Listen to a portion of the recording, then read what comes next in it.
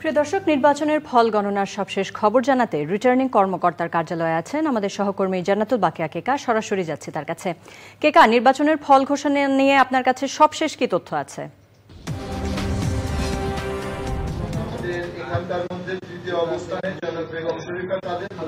আপনাকে ধন্যবাদ। আপনাকে জানিয়ে রাখি যে ঢাকা মহানগরের যে 15টি কেন্দ্র রয়েছে সে কেন্দ্রের ফলাফল ঢাকার বিভাগীয় কমিশনার এবং রিটার্নিং অফিসারের কার্যালয় থেকে ঘোষণা করা হয়ে থাকে।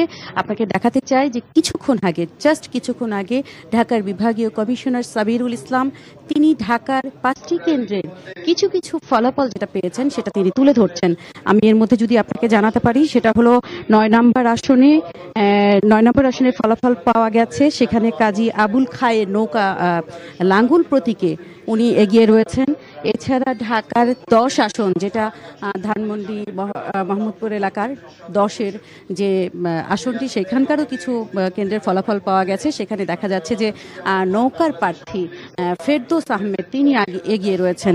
এছাড়াও 13 এবং ঢাকা 13 আসন 15 আসনের ফলাফলও পাওয়া গেছে এবং সর্বশেষ যিনি ঘোষণা করছেন 191 নির্বাচনী এলাকার যে ফলাফল সেই ঘোষণা তিনি করছেন। আপনাকে আমি দেখাতে চাই যে তিনি পড়ছেন, কিন্তু আসলে বিস্তীর্ণভাবে যে ফলাফলগুলো একের পর এক আসছে এগুলো কিন্তু আংশিক, পুরো না। সব মিলিয়ে বলা চলে, আপনি জানেন যে নির্বাচনে ভোট শেষ করার পরে কিন্তু কিছু পর্যায়ক্রমিক ধাপ রয়েছে। সেটা হলো ভোট গণনা করার পরে সেখানে যে প্রিজাইডিং অফিসাররা থাকেন সেগুলো তারা তাৎক্ষণিক ফলাফলগুলো পেয়ে যা হয় সেটা ঢাকা রিটার্নিং অফিসারের কাছে পাঠাবেন। সেই ফলাফলটাই তারা পাঠাচ্ছেন। আপনাকে জানিয়ে রাখি ঢাকা মহানগরের মধ্যে মোট আসন হচ্ছে 15টা, আর বাকি আরও 5টা রয়েছে, যেমন দোহারে রয়েছে যেখানে সালমান এফ রহমান এবং সালমা যেখানে লড়াই করছেন এখানে। এছাড়াও রয়েছে ধামরাইতে একটি আসন, সাভারে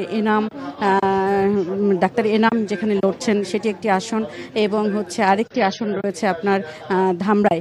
সব মিলিয়ে ঢাকার আশপাশ যে দক্ষিণ কেরানীগঞ্জ যেখানে বিপুল লড়ছেন এবং কেরানীগঞ্জ এই পাশটাতে আমিনবাজার সাভার অংশে আরেকটি আসন, সব মিলিয়ে 5টি আসন, বাকি 15টি আসন ঢাকা মহানগরের মধ্যে। আপনি জানেন যে ঢাকা মহানগরের যে 15টি আসন রয়েছে সেই 15টি আসনের আসন বিন্যাস একটু বিস্তীর্ণ হয়, ব্যাপক হয়ে যায়।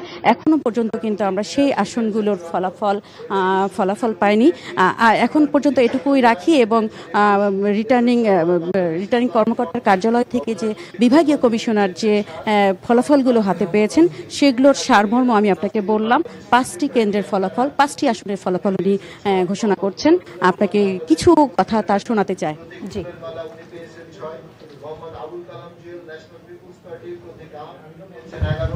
মোহাম্মদ জুবের আলম খান জাতীয় পার্টি, উনার প্রতীক লাঙ্গল, উনি পেয়েছেন 80। মোহাম্মদ রাসেল কবির বাংলাদেশ সাংস্কৃতিক মুক্তিজোট, উনার প্রতীক ছড়ি, উনি পেয়েছেন 15।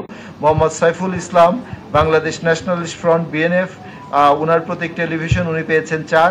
জনাব শাহাদাত হোসেন গণতন্ত্রী পার্টি, উনার প্রতীক কবুতর, উনি পেয়েছেন। বুঝলা, এভাবে কিন্তু পর্যায়ক্রমে বিভিন্ন কেন্দ্র থেকে ফলাফলগুলো আসতে থাকবে এবং রিটার্নিং কর্মকর্তার কার্যালয় থেকে পর্যায়ক্রমে 15টি আসনের, মহানগরের 15টি আসনের ফলাফল আমরা জানাতে পারবো।